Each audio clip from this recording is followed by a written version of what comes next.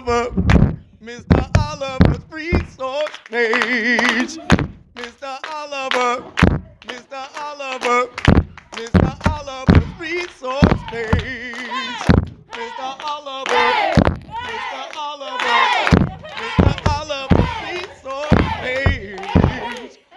Oh, whoa, whoa. Unit 5, Lesson 22 homework. Y'all know we don't waste no time. We're going to get right into it, okay? Today is all about multiplying decimals, but we're using decimal grids.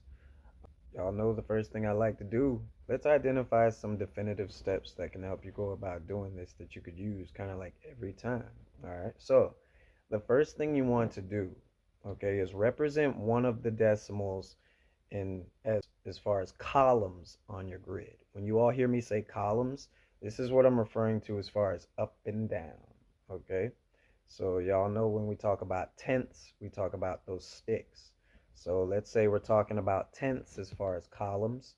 That's all the way up and down, okay? So you're going to represent your first number in column form. Now you're going to your second step, you're going to represent your second number in row form, okay? Because your grid, it could go either way. It could go this way or that way, okay? So we represent the first one in columns, represent the second one in rows, okay?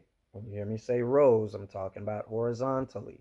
Columns vertically, rows horizontally, okay? So you're going to represent that second number in rows. Now the third step, they're going to overlap. Okay, so what you want to do is count those overlapping, what I would call the shaded squares.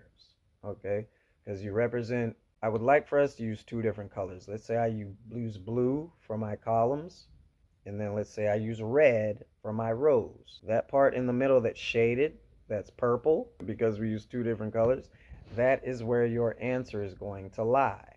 Okay, the overlapping areas where your answer lies. All right, you're going to shade that overlapping area. Now, number 3, which is the last step.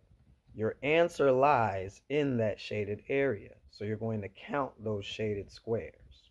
All right, and that shaded squares are going to be your answer. Let's say you have 32 squares shaded. It will be 32 hundredths. Okay? Yeah, those are the steps.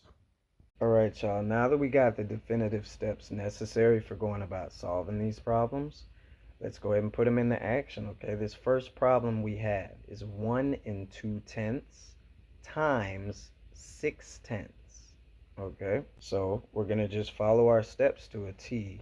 Let's take 1 2/10 and represent it as columns, okay? And I'm pretty sure you all recognize 1 is in the ones place, which is going to represent a whole.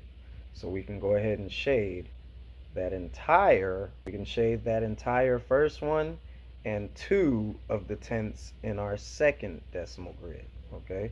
Because since it's over one whole, it's going to reach into that next grid. Excuse me. All right, so we represented that as our columns.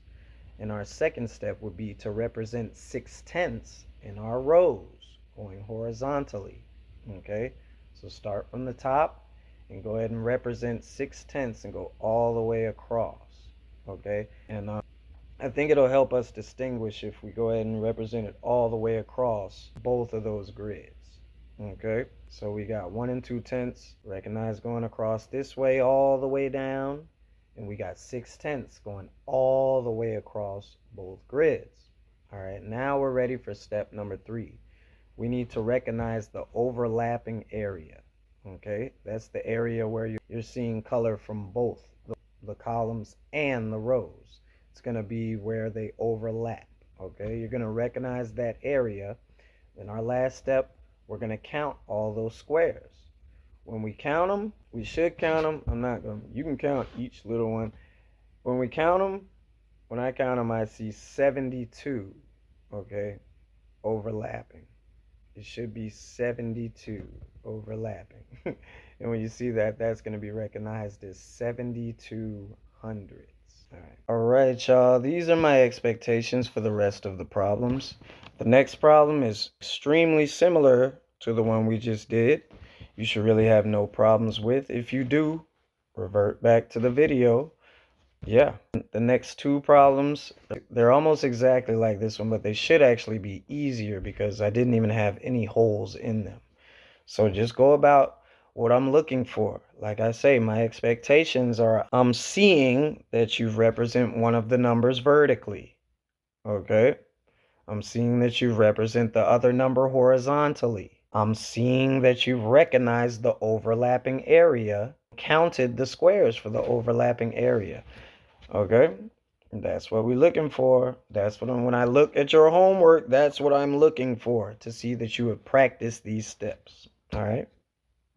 4 tenths, hundredths, thousands, to the right, tenths, hundredths, thousands, placement value, tenths, hundredths, thousands, to the right, tenths, hundredths, thousands, placement value, tenths, hundredths, thousands, to the right, tenths, hundredths, thousands, placement value, tenths, hundredths, thousands, to the right, tenths, hundredths, thousands, placement value. 1/10 equals 10 hundredths equals 100,000. Yeah, we getting. 1/10 equals 10 hundredths equals 100,000. Yeah, we getting money. 1/10 equals 10 hundredths equals 100,000. Yeah, we getting. 1/10 equals 10 hundredths equals 100,000. Yeah, we getting money. Tenths, hundredths, thousands, to the right, tenths, hundredths, thousands, placement value, tenths, hundredths, thousands, to the right, tenths, hundredths, thousands, placement value.